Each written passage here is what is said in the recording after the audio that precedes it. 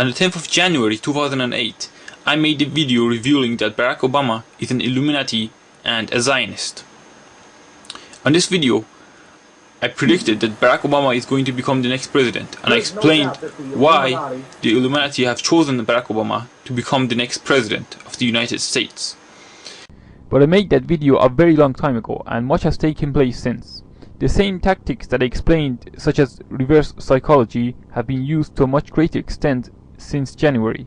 So here I want to give more examples explaining in greater detail how they are manipulating the American people. I also want to explain a lot of other things that I did not mention on my first video regarding Obama.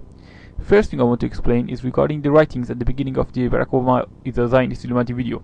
There I wrote that the Illuminati have two plans. One is a plan for a police state and the other is the exact opposite. One plan is to force the Illuminati agenda and beliefs on the people, and the other is to make the people themselves embrace them. This does not change with Obama becoming the president. As I explained, they had already planned to make Obama the president, but the two plans still exist. In other words, Obama himself may still bring about the fascist police state if he loses his popularity. Although, as I explained, the allegations regarding Obama being a terrorist are so ridiculous that they have actually helped make him more popular, the question must still be asked: why did the Illuminati decide to make some president who has a Muslim name and whose relatives are, or at least claim to be, Muslims, and whose father used to be a Muslim and was not even an American? If you look into the many allegations made against Obama regarding such issues, you'll find that although none of them are actually proven, they have not been disproven either. The door is left open for the Illuminati to make the allegations seem true if and when they need to do so in the future. The reason for it is very complicated. I don't want to go into it a great detail regarding it on this video, but I'm about to reveal a secret regarding the Illuminati's plans for the police state, and that is that the police state is eventually supposed to be portrayed as being Islamic.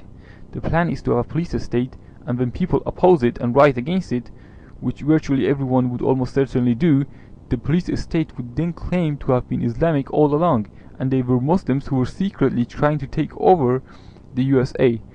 And it is at that time that there would be an Illuminati revolution against the supposed Islamic police state, and thus the people would themselves embrace the Illuminati ideology. Any group that doesn't or realizes what's happening would be killed by the police state before the revolution, and the fake Islamic police state, which would in fact be secretly controlled by the Illuminati, would only allow the Illuminati to defeat and overthrow it.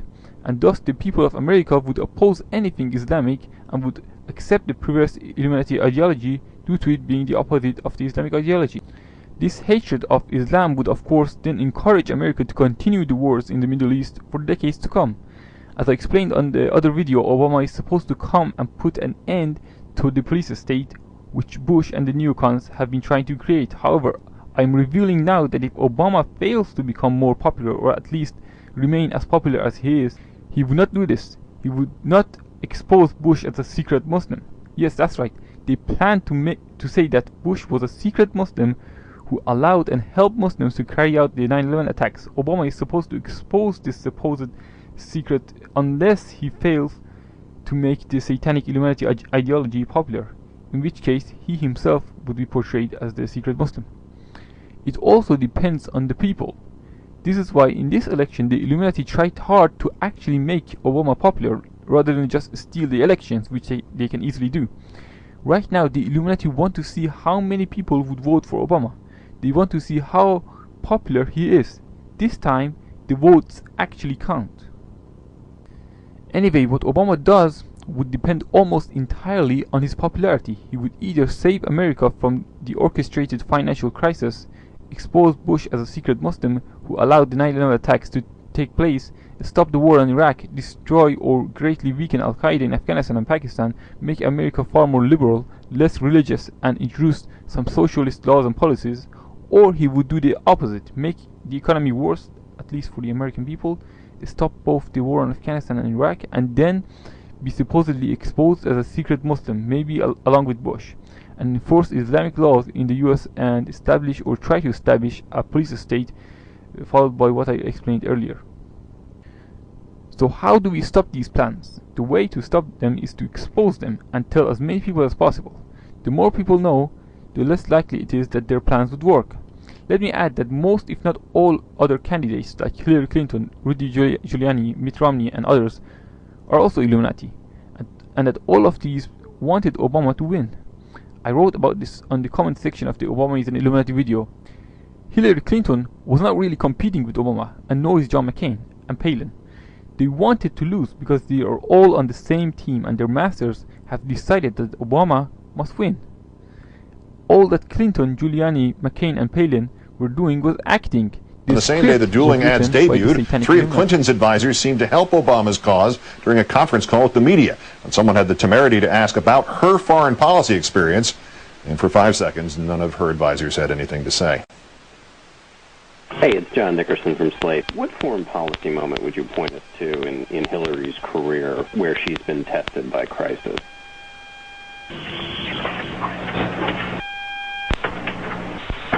Well, I think that, as she says, she has been tested, throughout her life in so many matters.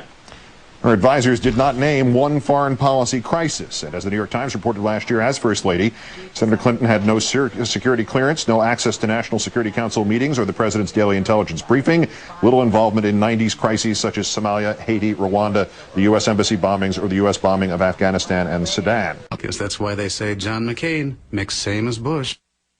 Are there any significant economic differences between what the Bush administration has put forward over these many years as opposed to now what John McCain supports? Yeah, I mean, for instance, take for instance the issue of I'm drawing a blank, and I hate it when I do that, particularly on television. But take for instance. The contrast on NAFTA. I mean, I think that the bigger issue is credibility in where one is coming from on are they consistent where they come from. John McCain has consistently stood against earmarks throughout his tenure in the United States Senate.